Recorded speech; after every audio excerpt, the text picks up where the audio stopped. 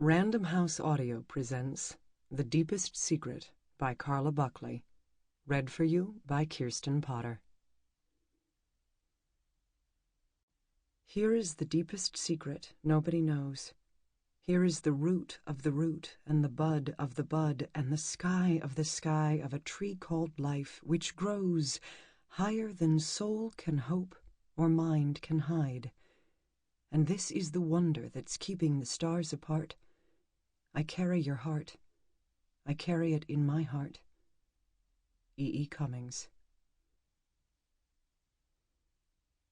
By the window, she sits in her favorite chair, jumping a doll up and down in her lap. A shadow flickers in the doorway behind her. Someone else is watching her, too.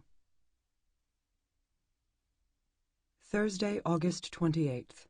Sunrise, 6:56 a.m. Sunset, 8:11 p.m.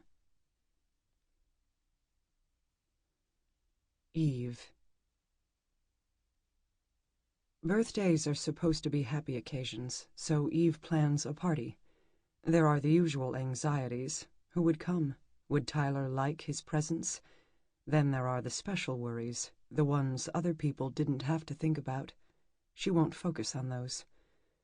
She makes a cake, a bigger-than-life-size iPad that takes a day and a half to decorate instead of the 6 hours the internet site promised.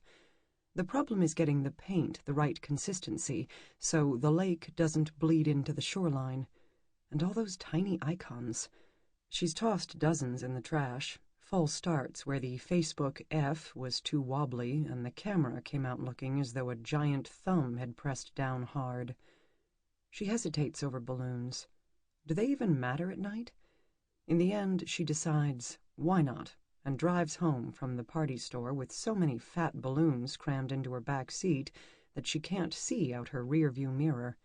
She imagines being pulled over by the police for driving under the influence of helium. Melissa's in the kitchen when Eve arrives home and helps carry in the bags. She reaches for the balloons and frowns at the rainbow of colors. Pink, Mom? Really?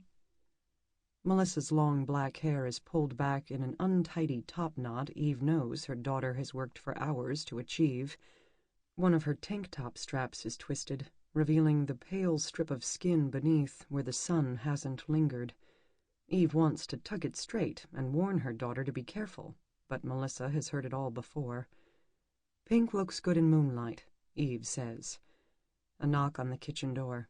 It's Charlotte and Amy arriving early to help. Dear Charlotte, what would Eve do without her kindness, her humor? Charlotte has pulled her through the dark days. She has kept Eve sane. "One spicy chili dip, extra sour cream by request," Charlotte says, setting down the dish on the counter.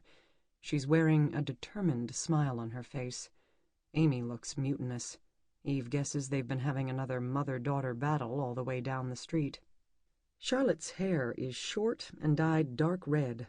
It cups her head and suits her high cheekbones and long neck. The day after Owen served her with divorce papers, Charlotte went out and had her long blonde hair chopped off. "What do you think?" she'd demanded as she stepped into Eve's kitchen. She'd run her fingers through the short wisps, making them stand up. "Do I look like someone who knows how to have a good time?" Amy's carrying a package, the electric blue wrapping paper crumpled at the corners and the white ribbon twisted into a crooked bow. "It's Force Field 3, she confides in a whisper, as if Tyler could hear her all the way from his room upstairs. "Do you think he'll like it?" Her brown eyes are wide and her lashes pale gold, a smatter of freckles across the tops of her cheeks. She's a sprite, a funny little elf always dressed in shades of pink, much to Charlotte's private dismay. She thinks it shows no imagination. "He'll love it," Eve promises, putting a hand on the child's small shoulder. Is it okay that Tyler spends so much time staring at a computer screen? They go out onto the patio, the air heavy with heat. Amy skips off to help Melissa tie the balloons to the trampoline. The sun's holding itself just above the horizon, sending out greedy shoots of orange light that carves shadows across the patio and grass. Eve used to love the sun, would lounge outside for hours, letting it toast her skin, her face tilted to the warmth. But this is as close as she comes to the sun now. "Any word from David?" Charlotte asks, and Eve shakes her head. There weren't that many flights between Columbus and Washington, D.C. It could be that David had raced to make the last one and hadn't had a chance to call beforehand. "I'll try and be there," he'd said. If he could wrap up the project he's working on, if he could catch an earlier flight, she could drown in ifs. "He's bringing Tyler's present. He would have let me know if he wasn't going to be here." She says this, wanting reassurance. She says this, wanting to make it true. "Maybe he wants to surprise you." Wouldn't that be wonderful? The gate would creak open and David would step into the yard, his brown hair rumpled over his high forehead, that knowing smile that reached up to his blue eyes.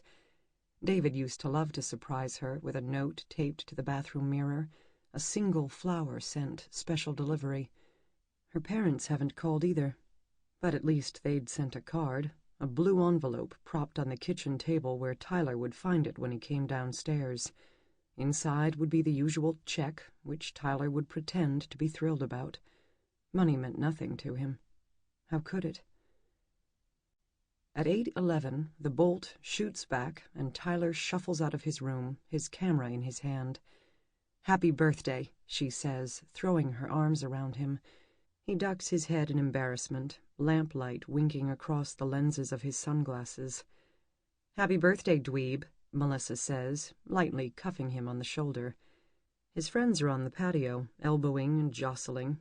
4 of them when there should be 7, but at least his best friend's there. The boys are all different heights and sizes, caught at that awkward stage where they don't even look like they belong to the same species. They cheer when Tyler steps out to join them. He fits right among them, not too tall, not too short. He smiles when he sees the glowing paper lanterns. "Cool," he says, and holds up his camera. The pizza arrives, and Charlotte helps her set out the food. Amy flits around, snatching up a piece of fruit, chasing fireflies blinking in the distance. A few neighbors have shown up. It's painful to see Albert without Rosemary. He's aged, moving slowly, holding on to the back of a chair for support. Sophie makes a brief appearance, and so does Neil Cipriano, who stands a careful distance away from everyone. No sign of the new neighbors, the Rylands, but that's no surprise. Charlotte had been the one to sell them the house, and she'd raved about how wonderful they were. "You'll love them," she'd assured Eve. "They're the sweetest family." But Charlotte knew her reassurances meant nothing until Eve had a chance to talk to them about Tyler. Eve had stopped on her way to the party store to greet them as they stood in their driveway watching the movers unload their furniture. Holly had listened to Eve's request, but it had been Mark who'd reached out to accept the basket of incandescent light bulbs. "Sure," he'd said. "No problem." What would she have done otherwise? Tyler would never have been able to walk out his front door, let alone go into his own backyard. She'd called David to share the news and gotten his voicemail. "Guess what?" she'd said, leaving her message, not knowing when he'd pick it up. "Tyler seems to be having a good time. He's jumping on the trampoline with his friends, the fabric sagging alarmingly low, burdened as it is by the weight of 5 adolescent boys. They've rigged the sprinkler to rotate beneath them, and they're howling with laughter as the water sprays back and forth. Eve had offered to rent out a movie theater or drive everyone to a nearby cave to spelunk, but Tyler had shaken his head at every suggestion. "Nothing," he'd told her. "I don't want anything." "He's growing up," David said when she worried Tyler might be depressed.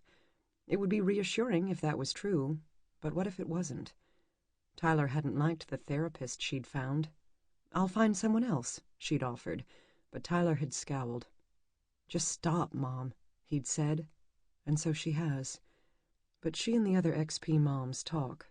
14's a dangerous age, old enough to understand, but too young to accept.